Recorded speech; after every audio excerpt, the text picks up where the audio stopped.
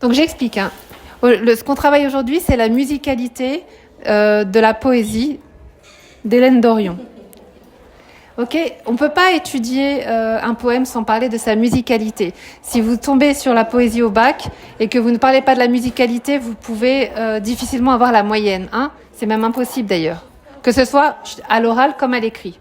Ok, donc la musicalité d'un texte, ça veut dire quoi? Ça veut dire la musicalité d'un texte, qu'est-ce que ça veut dire? Première remarque, regardez ce que j'ai mis au tableau.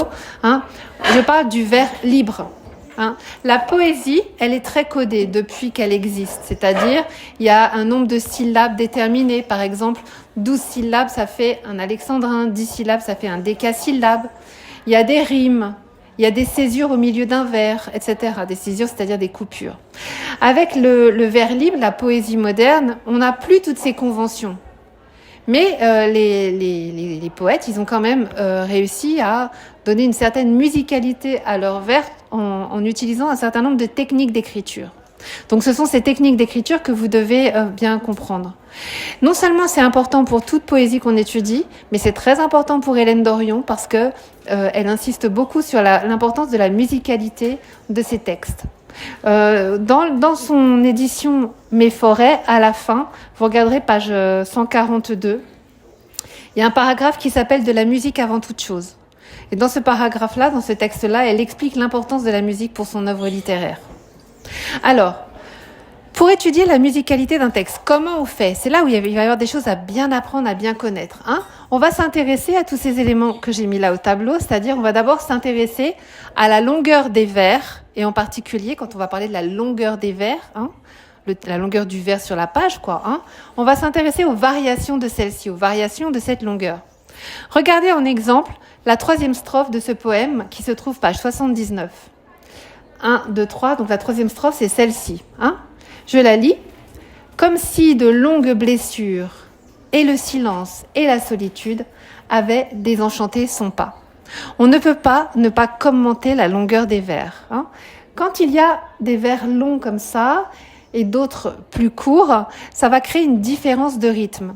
Et donc il faut que j'explique ce que c'est que le rythme, et pour l'expliquer, je vais vous le faire avec l'analogie de la musique. Donc l'analogie de la musique, pourquoi? Parce que Hélène Dorion aussi parle de partition, on y reviendra.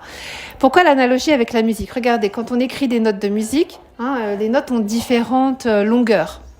Par exemple, là, la ronde, elle a 4 temps.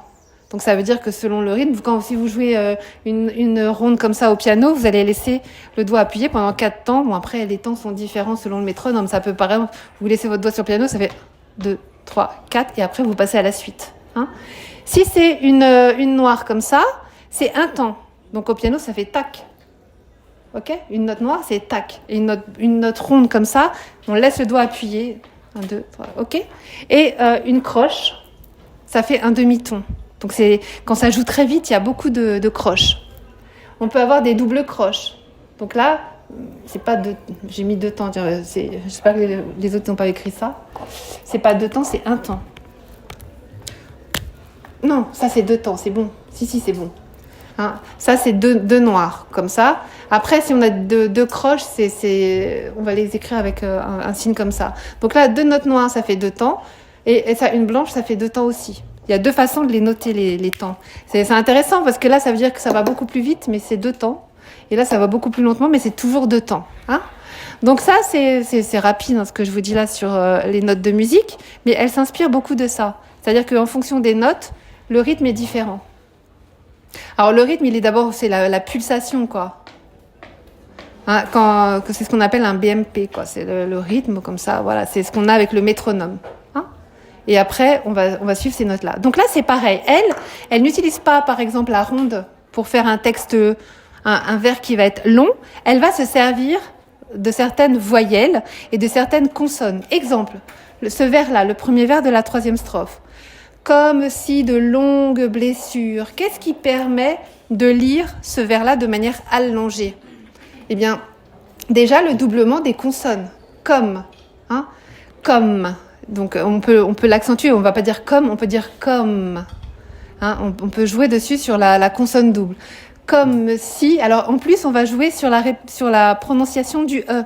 Je ne sais pas ce que vous connaissez en métrique classique, c'est-à-dire les règles d'écriture des textes poétiques, mais le E, il se prononce quand le mot qui suit commence par une consonne. Si vous savez pas ça, vous regarderez dans la chaîne YouTube que je vous ai faite, j'ai fait un audio exprès pour expliquer ça, parce que c'est un basique.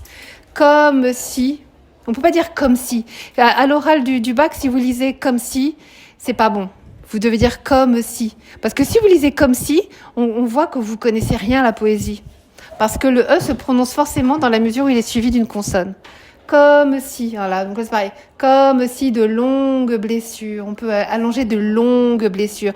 Pourquoi je peux dire de longues blessures? Regarde bien ça sur la langue française. Longue, c'est ce qu'on appelle... Oui, mais en fait, là, on s'intéresse pas à la signification pour l'instant, juste à la musicalité. Longue blessure. Pourquoi je peux dire longue blessure? Parce que c'est une voyelle nasale. Vous connaissez les voyelles A, E, I, O, U, ok? Eh bien, il y a aussi des voyelles nasales. Les voyelles nasales, c'est les on, en, un. Enfin, il y a différentes façons de les écrire. On, en, etc. quoi. Ok, on et un. Ça, c'est des voyelles nasales. Et ça permet d'étirer le mot. De longues blessures. Ça tombe bien parce que le mot longue, l'adjectif longue, chut, voilà, c'est ça. Il montre quelque chose de long. Donc, il dit quelque chose de long et on peut le lire de manière longue. De longues blessures. Après, là, on a des vers qui sont très courts. Et le silence, et la solitude.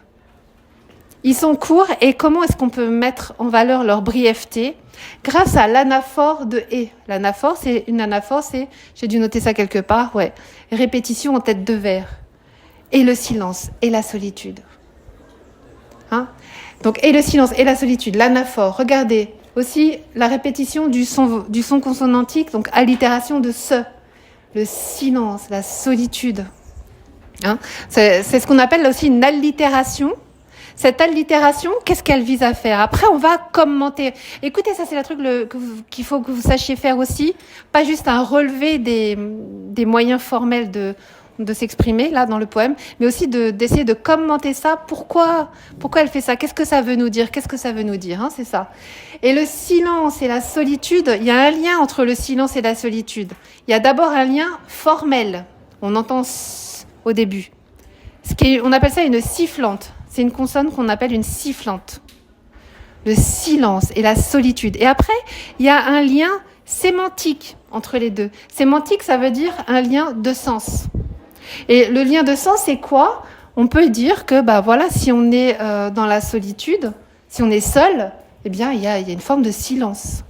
Et puis, le silence, dans Hélène Dorion, dans ses poèmes, c'est aussi le silence des forêts, de la nature.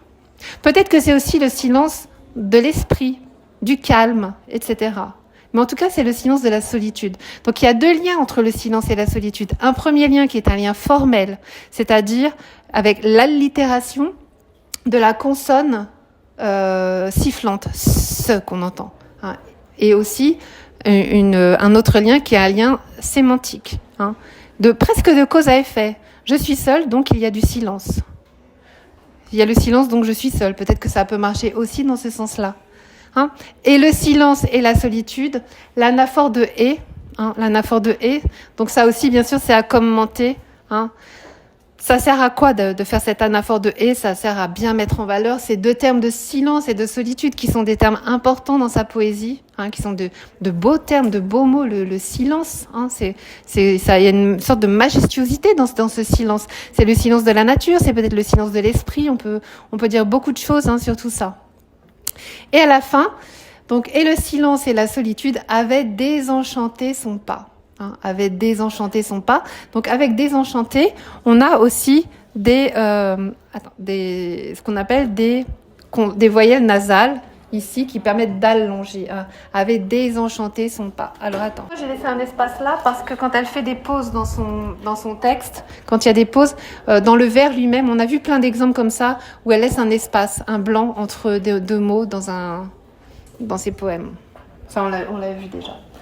Donc là, voilà, comment est-ce qu'on va étudier ça? Donc quand on travaille sur le rythme, on va repérer les assonances, on va repérer les allitérations et on va essayer de leur donner du sens. Donc on peut voir cet allongement de la phrase. Hein, donc ces longues blessures. Les blessures de l'âme, c'est une thématique aussi importante chez elle. Non, je voudrais attirer votre attention sur ce qu'on appelle les enjambements.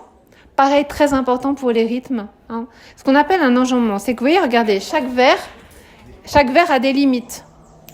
Chaque vers a des limites. Les limites du vers, c'est là, c'est ce que j'ai mis ici. Hein. Je n'entends pas le loup.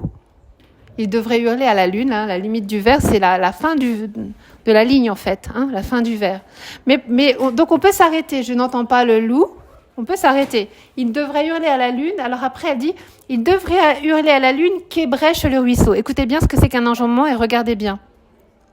Un enjambement, c'est quand on est vraiment obligé, de lire la suite du vers sans s'arrêter à la fin du vers précédent. Pourquoi on est obligé ? On est obligé pour des raisons, j'écris un peu mal là, grammaticalement. Pour des raisons grammaticales. On est obligé pour des raisons grammaticales. Il finit, mais pas la phrase, exactement, tu as raison. C'est exactement ça. Donc, c'est pour des raisons vraiment grammaticales. Hein. Regarde là. Donc, je n'entends pas le loup. Il devrait hurler à la lune qu'ébrèche le ruisseau. Hein. C'est-à-dire que là, on a cette proposition ici, hein, qui ne peut pas être coupée du vers précédent. Grammaticalement, si on s'arrête, c'est faux. On ne peut pas dire il devrait hurler à la lune qu'ébrèche le ruisseau, parce que qu'ébrèche le ruisseau, ça va avec lune, grammaticalement parlant. Donc ça, c'est un enjambement. Un enjambement, ça sert à allonger la phrase, à allonger le rythme, pardon. Pas la phrase, mais le rythme. À le rendre peut-être plus lent. En tout cas, à l'allonger, ça, c'est sûr. Ensuite, on a vu un petit peu des choses importantes déjà. Alors, maintenant, je vais m'intéresser aux rimes intérieures. Les rimes intérieures sont importantes également pour la musicalité du texte. Hein. Donc, les rimes intérieures, elles viennent de quoi ? Elles viennent de ces deux mots que vous êtes obligés de savoir absolument, qui sont les mots d'assonance, attention avec un seul N, et d'allitération. Je vous conseille, quand vous parlez d'allitération dans votre tête, de prononcer avec les deux L, comme ça vous allez mémoriser qu'il y a deux L. Donc les allitérations, qui sont les répétitions de sons consonantiques. Hein. Donc on va essayer de les repérer. On a vu c'est de la poésie moderne, de la poésie d'aujourd'hui, de la poésie contemporaine, même pas moderne, mais de la poésie contemporaine. C'est du vers libre. Hein. C'est du vers libre, mais il y a quand même des effets de rime, c'est-à-dire de sons qu'on va retrouver. Je n'entends pas le loup, il devrait hurler à la lune. Qu'est-ce que vous pouvez repérer ? Ici, regardez, j'entoure, le loup, la lune.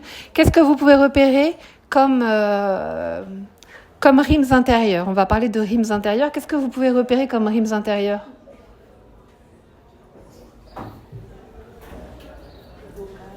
Hein ? Qu'est-ce qu'on repère comme rimes intérieures ? Avec ? Ah bon ? Des on ? Le loup à la lune, tu entends des on ? Moi, j'en entends pas, là. Hein ? Non. Qu'est-ce qu'on repère comme son qui se répète ? Oui. Le loup, la lune, les L. Vas-y, va t'asseoir. Le loup, la lune, hein ? Donc là, le L, c'est tout à l'heure pour le S. J'ai dit que c'est les consonnes qu'on appelait des sifflantes. Chut. Les L, on les appelle des consonnes liquides. Oh, mais non, attends, je termine ça. J'enregistre mon quotidien difficile de prof en lycée, où les élèves veulent toujours sortir. Alors, donc le loup, la lune, ça rime, hein. Enfin, ça fait un effet de son qui se répète avec la consonne L. Qu'est-ce que ça nous dit aussi, hein, le loup et la lune ? Pourquoi c'est des éléments qui sont intéressants de... Oui, ils sont tous les deux à la fin du vers, le loup et la lune, hein, parce qu'il y a dans cette imagerie traditionnelle du loup en train d'hurler. Non, il y a pas, c'est pas le cas ici, mais il y a dans l'imaginaire traditionnel, dans les contes, etc. Dans les contes, etc. Eh bien, on retrouve cette imagerie du loup qui hurle à la lune, effectivement. Ça nous rappelle quoi aussi, le loup qui... cette histoire de ruisseau et de loup qui ne vient plus boire. Mais il ne vient plus boire comme si la saison était brisée. C'est quoi l'imagerie, la référence littéraire qu'on peut retrouver là dans ce loup qui boit dans un ruisseau ? À quoi ça fait référence ? Voilà, encore mon quotidien de prof de français au lycée, les élèves manquent de références littéraires, mais on va leur donner. C'est quoi la référence littéraire ? Qui te rend si hardi de troubler mon breuvage, dit cet animal plein de rage. Tu seras châtié de ta témérité. C'est quoi ça ? Vous connaissez pas ce texte, ce grand basique, ce grand classique de la littérature, Le Loup et l'agneau de Jean de La Fontaine? Oui. Le Loup et l'agneau de Jean de La Fontaine. Oui, on vous en prie. Ah, bah oui. Et ben voilà, il y a un petit peu cette référence-là, peut-être, hein, dans son esprit. On ne sait pas. Peut-être qu'elle fait référence à ça, en tout cas. Hein. Alors, donc vous voyez que les rimes intérieures, ça va mettre en valeur des mots pour... alors là, on peut dire le loup et la lune. L'allitération, elle sert peut-être à mettre en valeur cette imagerie traditionnelle du loup qui hurle à la lune. Hein. Hurler à la lune aussi, c'est une expression traditionnelle aussi. On retrouve le « L » encore. Hein. Il y a pas mal d'allitérations. Après, qu'ébrèche le ruisseau. Alors là, on est dans une sonorité totalement différente. On était dans des sonorités un petit peu coulantes avec les « L ». Je n'entends pas le loup, il devrait hurler à la lune. Qu'ébrèche le ruisseau, qu'ébrèche. Qu'est-ce qu'on entend de différent avec qu'ébrèche? C'est beaucoup plus...